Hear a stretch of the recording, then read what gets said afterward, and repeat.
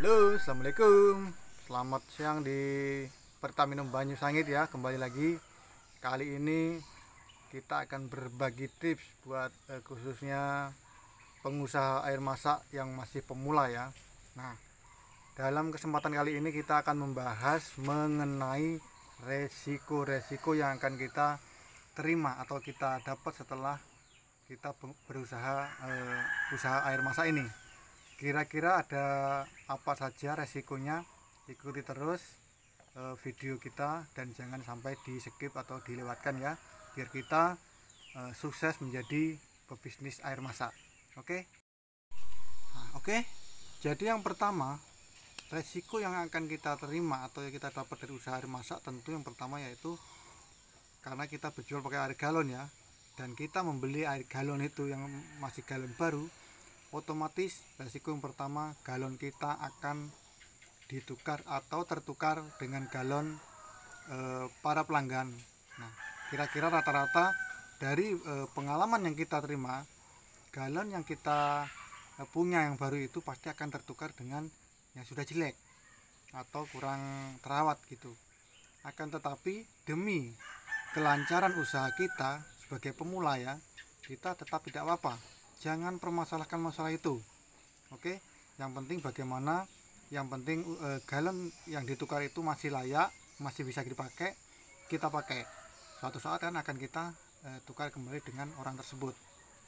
Seumpamanya nanti tidak tertukar kembali dengan galon kita, ya ikhlaskan saja, tidak apa-apa, yang penting tidak hilang gitu aja. Dan selanjutnya yang kedua yaitu bahwasanya yang resiko yang akan kita dapat yaitu banyaknya kata-kata ataupun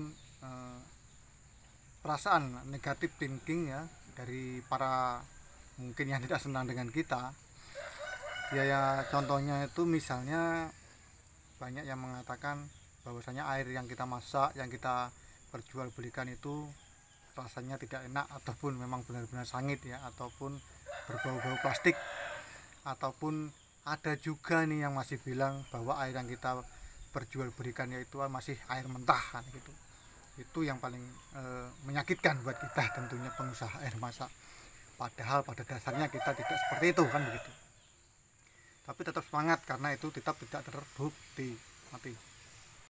Kemudian yang ketiga resiko yang dihadapi pada pemula bisnis air rebus ya, yaitu ya jarang silaturahmi.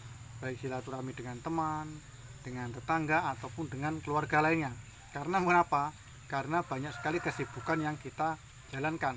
Belum kita merebusnya setiap saat, belum kita mengantarnya, belum kemudian kita mencari bahan-bahannya, kayu segala macam.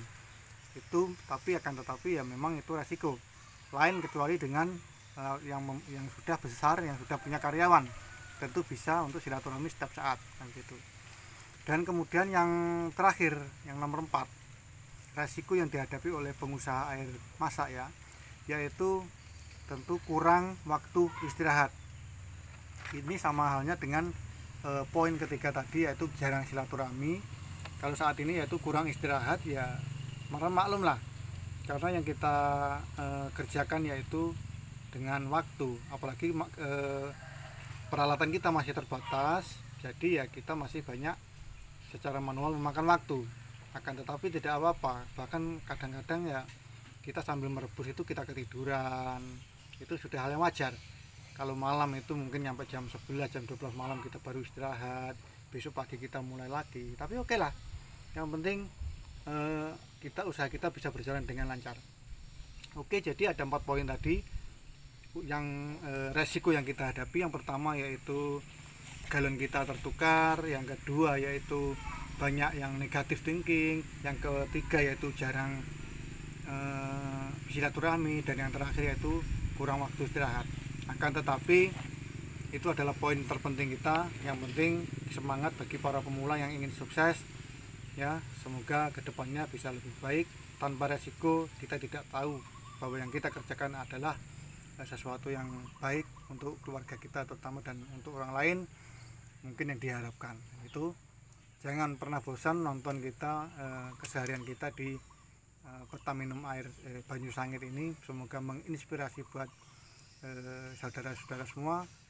Oke, assalamualaikum warahmatullahi wabarakatuh.